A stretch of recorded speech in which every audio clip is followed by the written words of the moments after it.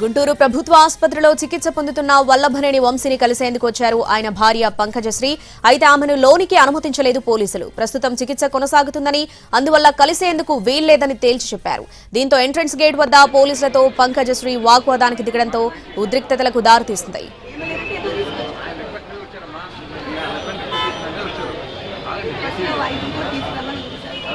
నకిలీ ఇళ్ల పట్టాల కేసులో రిమాండ్ ఖైదీగా ఉన్న వల్లభనేని వంశీ శ్వాసకోశ సమస్యలతో ఇబ్బంది పడుతున్నారు. దీంతో చికిత్స కోసం గుంటూరు జీజీహెచ్కు తీసుకొచ్చారు పోలీసులు.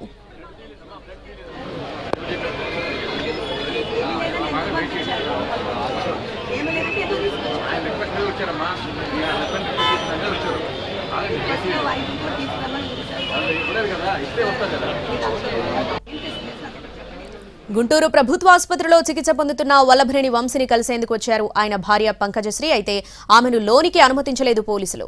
దీనికి సంబంధించి పూర్తి అప్డేట్స్ మా ప్రతినిధి రామారావు లైవ్ లో అందిస్తారు. రామారావు, శ్రావణి, వల్లభనేని వంశీ ఏదైతే శ్వాసకోశ సంబంధ వ్యాధులతో బాధపడుతున్నారో అయితే కంకిపాడులో వైద్య పరీక్షలు నిర్వహించినప్పటికీ కూడా ఆ పరిస్థితి ఇబ్బందిగానే ఉండటంతో గుంటూరు ప్రభుత్వ ఆసుపత్రికి తీసుకొచ్చారు. గుంటూరు ప్రభుత్వ ఆసుపత్రిలో పూర్తి స్థాయిలో వైద్య పరీక్షలు కూడా పూర్తయిన వైద్యులు పూర్తి స్థాయిలో పరీక్షలు చేశారు. అలాగనే ఏదైతే పంకజశ్రీ భార్య వంశీ భార్య పంకజశ్రీ కూడా ఆయన్ని కలిసేందుకు ఇక్కడికి రావడం జరిగింది. అయితే పోలీసులు అయితే మాత్రం ఆమెను కలవటానికి నిరాకరించారు.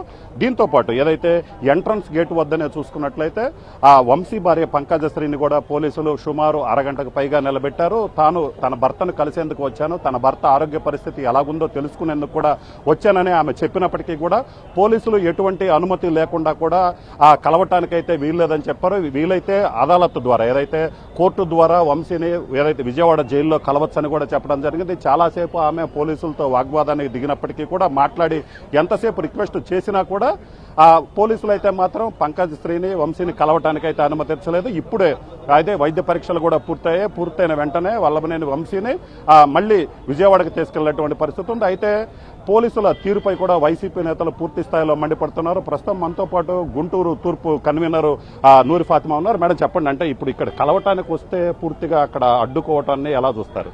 నిజంగా అండి, ఒక కుటుంబ సభ్యులే కలవనికపోతే, సొంత భార్యని కలవనికపోవడం చాలా బాధాకరం. పోలీసుల వైఖరి మాత్రం నిజంగానే చూస్తూ ఉంటే లా అండ్ ఆర్డర్ ఏ విధంగా నడుస్తుందని చెప్పుకోవడానికి చాలా నీచంగా ఉంది.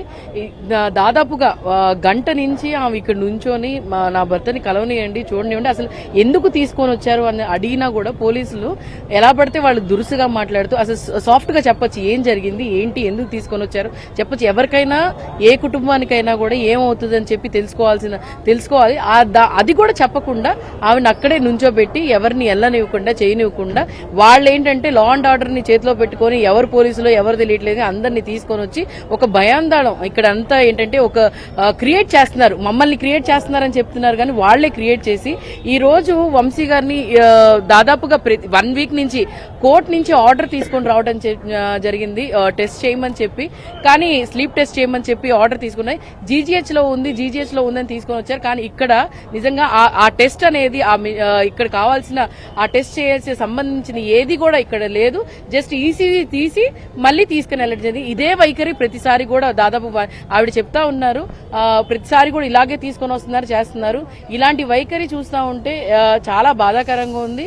ఖచ్చితంగా వీళ్ళు ఏదో అనుకుంటా ఉన్నారు, కానీ అందరు చూస్తానే ఉన్నారు. ఏదైనా ఆయనకి ఏమైనా జరిగితే మాత్రం అది ఈ ప్రభుత్వానికి అలాగే పోలీసులకు మేము చెప్తున్నాము, ఏం జరగకుండా మీరు ఏమేం కోర్టు నుంచి ఆర్డర్ వచ్చిందో అది మీరు పాటిస్తే బాగుంటుందని చెప్పి మేము హెచ్చరిస్తున్నాం వాళ్ళకి.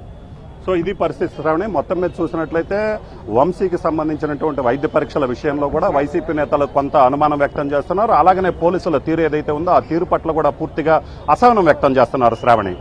Right Ramanaidu, thanks for the updates.